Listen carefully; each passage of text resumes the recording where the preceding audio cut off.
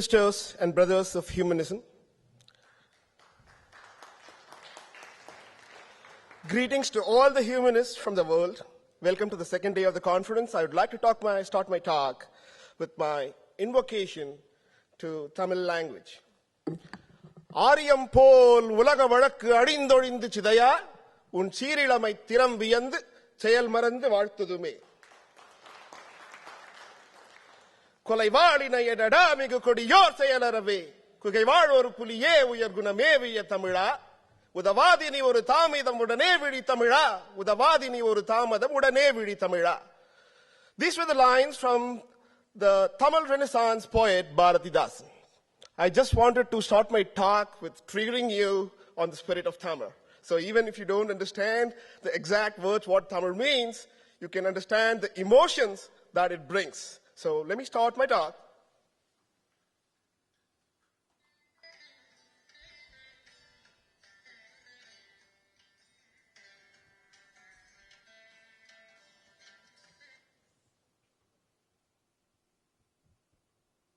Okay, I would love to tell stories, but keeping time, I would like to tell a story of a light bulb and atheists. To just change a light bulb in your fixture, how many people it takes to change a light bulb? One? You just change it, right? But they say for atheists, they need two people to change the light bulb. One person to change the light bulb and the other person to film it so that the thieves don't claim that God changed the light bulb. So that's how it goes. Like, say for example, there are various faiths and various religions. I'm just taking some examples, so don't get too much into it. But say for example, like a Hindu is going to deny the other gods from a different religion. Or from Islam, he's not going to accept the Hindu God. So how do you define atheists? The guys who deny God, right? So Hindus deny the Islamic God, or Islam denies Hindu God. So at one point of time, everybody is denying some God or the other, so almost everybody is an atheist in the world. So why humanism? Humanism is a philosophy without any geographical boundaries. Yadum ure yavarum keler. Every town is my town, every city is my city, and every life on earth is my kith and kin. Humanism is secular, rational. It's also non-religious, yet ethical. It values arts and science. It supports democracy and human rights. It advocates personal liberty. It's social responsibility, and it's always life-fulfilling.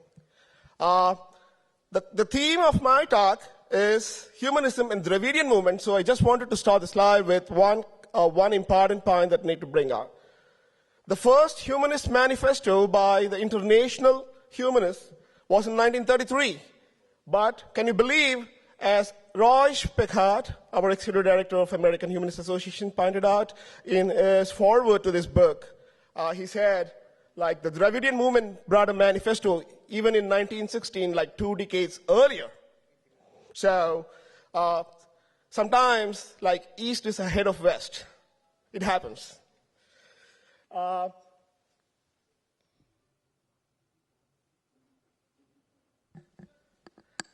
Who's a humanist?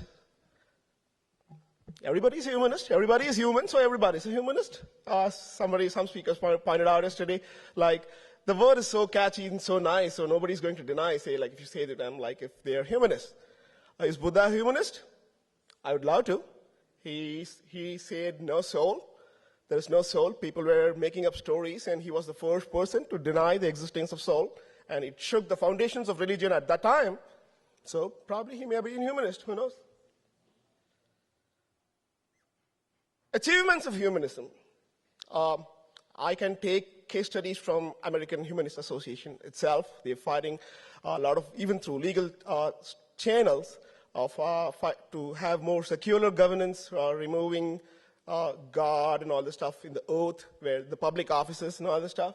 So it puts people on rational paths. Even scientists support humanism and throw their back. It challenges government legally to be secular. Humanist arts and literature are growing up as ever. Women's rights are spoken. It's heralded like anything. LGBT rights as well. Social justice to the oppressed. Those are the achievements, but what are the challenges before humanism today? Some people think that humanism is a bit more theoretical with all its philosophies, and it's only at the top level for the elite people. It's yet to reach the poor and the downtrodden sections, countries with low literacy rates, countries of religious oppression, and lower rungs of the society. Humanism hasn't really percolated from the philosophical level into the other rungs of the society. So we have like achievements, and we also have lots of tasks to do on the path of humanism ahead. Let's go to tour India. It's a cast canvas. As you see from that picture, you all know the hierarchy, the pyramid, the Brahmin at the top, and all the untouchables, and the common peasants at the bottom, and that's only the Varna, which already you know, but it's also a graded inequality. If you see there, it was a very clever ploy when they tried to even substratify the layers, and if you see there, there's a green and a red squares, and so like even within the lowest rung of the society, they split it so that like they make some in the lower, a little bit upper, and a little bit lower. And so the lowers themselves fight with each other, and they don't go and fight at the top. So everybody tries to want to be a bit ahead than other, like a human psychology or something. So they played on the psychology, and they try to keep it's a graded inequality. It's inequality. It's just not inequality. It's graded. So at every level, they put a grid and said that, okay, you know what, I'm at the top, but you are also at the top. At your level, you are at the top, but there is someone below you as well, so like you are at the top, and that's how they enticed. And if you could go back in time and see, even education, like everywhere else, say for example, like even in the United States, there was segregation where like they didn't deny education, like they only segregated, saying like, okay, black children go to a different school, or like this kind of segregations. But education was denied. You cannot even go to a school. This was the kind of thing that was happening in India. And it was all sanctified by saying like both on the legal side from kings and rulers, also from a godly side where say like even the God himself declares that I created this inequality. God declares in Bhagavad Gita. Bhagavad Gita is being spoken also of a very, very like a religious philosophical text, but it also has its aberrations there. It says like, Chadurvarnam maya srishtam gunakarma vibhagacha. So people try to interpolate it these days, saying that no, like the caste is not based on birth; it's only by profession. No, it says like guna karma vibhagacha, which means guna is not of the human; it's guna of the karma. Guna karma vibhagacha, and you cannot bluff around in Sanskrit because the sloka continues saying that like even if you have skills, you should not take up the profession and jobs of the higher caste. Just remain wherever you are. And this is the order of God. Sreyan swadharmo viguna paradharman swa anushtita karma kurvan apnodi kilmisham. This is the Sanskrit sloka from Gita, which is like Sreyan swadharmo viguna. Stay at your level. Swadharmo paradharmo swa anushtita. Don't even try it. Don't even go and attempt at the other higher caste professions. So this was like divinely ordained, and so the inequality was strengthened there. So let's get out of that caste-ridden and think like how to unite and how to deliver humanism. The first way is like opening up education to everybody, which the British started, even though the aim of the British, they're not Mother Teresa who came to India. They wanted to plunder the wealth of India and take their resources, but still they opened the doors of education so like everybody could get at least access to basic education. And one more source of unifier is Tamil language. Even though Tamil people are split across multiple classes, one common thing that unites them is the Tamil language, and they're so passionate about it. And when F.W. Ellis and Robert Caldwell, and also there was like pure Tamil movement, and so it really picked up speed and Tamil started rallying behind them, and it was an era of Tamil Renaissance. Earlier, it used to be only devotional poetry, and the thing changed, and the Renaissance poetry started happening. It used to be like some assembled bananas, some fruits. They sing on everything you get. Like, and the mode of singing is like they have a meter which attracts people by ads and say, like, let me sing it out to you. My professor spoke first, and now I am a student following him. So let me also sing on his lines. இக்கவரை நற்கனைகள் சக்கரை பருப்புடனை எழ்பொறி அவல் துவர இளநீர் வண்டு எச்சில் பயர் அப்பவகை பச்சரிசி பிட்டுவள ரிப்பழம் இடப்பலகை தனிமூலம் மிக்க அடி சிற்கடலை பட்சணம் எனக்கொரு விக்கின சமர்த்தன் எனும் அருளாழி வெப்பகுடி லச்சிடில விற்பரம் ரப்பருள் வித்தக மறுப்புடைய பெருமாளே. This was the song. Yeah, everybody will clap it, but there is no meaning in the song. That's how they attract you. People clap. Oh, this is so nice because of the meter, but there is no it's like I have banana, I have rice, I have put together, that's it. And so Tamil became an unifying factor when poets like Bharatidasan and his Parampara, Bharatidasan Paramparai. So when they came up, they changed into a different genre and say like, as I told you, like, Kolaivaal in a Yedada, Miga Kodayor say Yalarave, Kukevaal or Pulie, we are Guname, we are Tamila, Udavadini Tamadam in Udane, we Tamila, Udavadini Tamadam, Udane, we Tamila. And so they changed the meter like this. So you use arts as much to take the same message.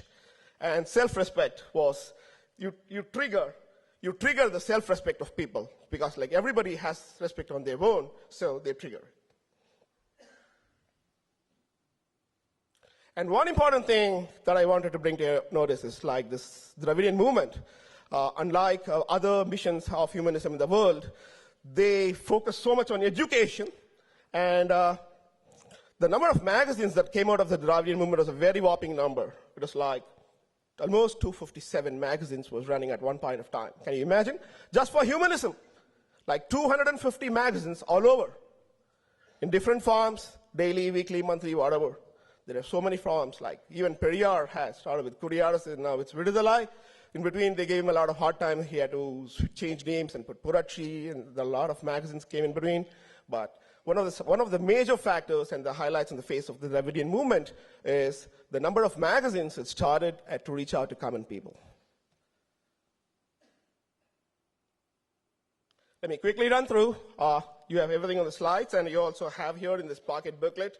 It's like a very small booklet. You can read it in like half an hour about the success story of the Dravidian movement. It's outside on the tables. It's free. They've not priced it yet. It's going to be priced like 2 weeks later. So hurry up. So the Justice Party started educating, organizing. It was called Justice, but actual name is South Indian Liberation Federation. The Non-Brahmin Manifesto, as I told you, like they brought the manifesto much before the Humanist Manifesto in 1916. They also did it in two ways. One is via humanism via politics, and humanism via philosophy. So they try to stand in elections and try to go to the seat of power to reform and bring in reforms. And they also, one more thing which I want to bring to you is like, there's a lot of Western audience who uses the word pariah, which is really, really a derogatory term. It's a very insulting term, like how we use the N-word here. So people think like as a social outcast, they want to sometimes use the word pariah. I request my Western friends here to understand that it's a very, very insulting term, and please don't use that word pariah, and let's remove that from the dictionaries. And they also took kind of like abolition of Devidasi, the temple prostitution, higher learning. They opened medicine.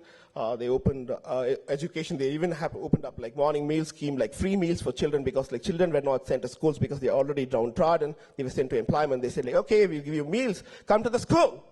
And that's how they entered. And then it changed from Justice to Dravidian. There were two major founders, like enter Periyar, EVR, whom you all knew from yesterday. Enter Anna, who raised to be the chief minister of Tamil Nadu. There's like a small break in political humanism and went into social humanism.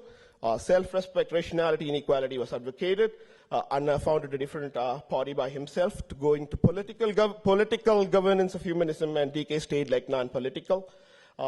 Even though they were non-political, DK, can you believe it? No power, no nothing. They brought 3 amendments to the Indian Constitution without any power. No politics. And they were the first ones The first amendment for the Constitution of India was on affirmative action, which is the reservation to the downtrodden. Which continued Kalaignar Karunanidhi after Anna, and the cycle continues. And one more thing which I wanted to bring out last is the women power of the Dravidian movement. My body is my right. Women's rights over their sexual and reproductive choices. Nobody can dictate terms to us. Contraception and birth control was encouraged. The movement was going around in the society and speaking out. Divorce was demonized. These guys came and undemonized it. There's nothing wrong about it.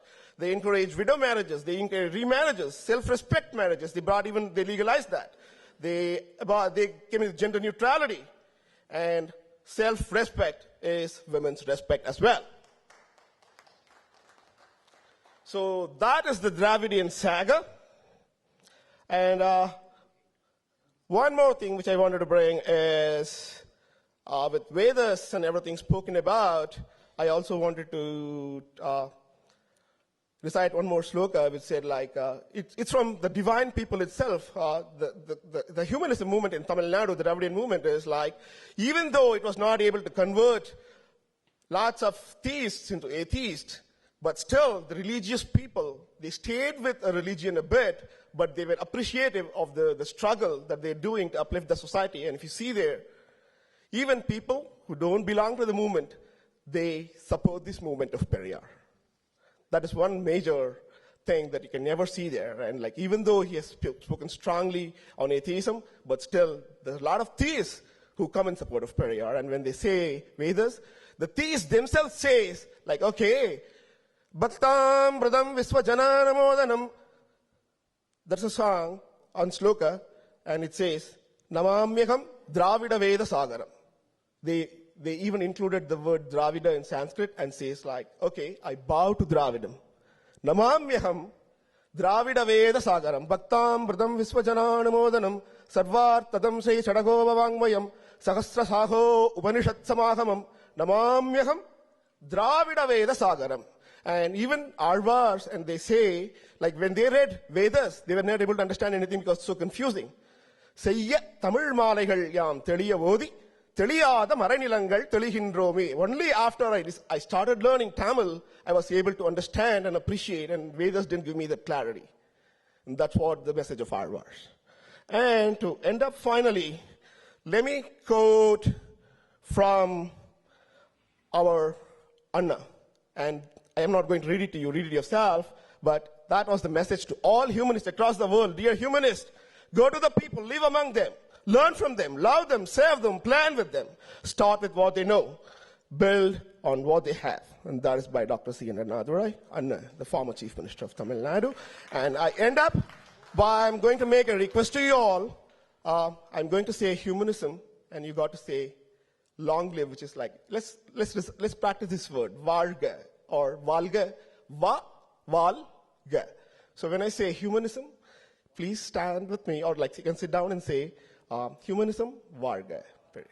Humanism, Periyar, Dravidam, Pallandu, Pallandu, Pallayiratandu, Palagodi Nurayiram, Mallanda Tintol, Ivera, Un Soyamariyadai Tanmanam Sevadi Tirukkapu, Adiyamodum, Periyarodum, Pirivu Indri Ayiram Pallandu, Vadivai, Un Ulathilil Vadum, Samuga Neethiyum Pallandu, Vadivai, Sodi, Olirum, Un Vendadiyum Pallandu, Padaipot, Pukkumulangum, Periyarin, Kaithadi, Pallande.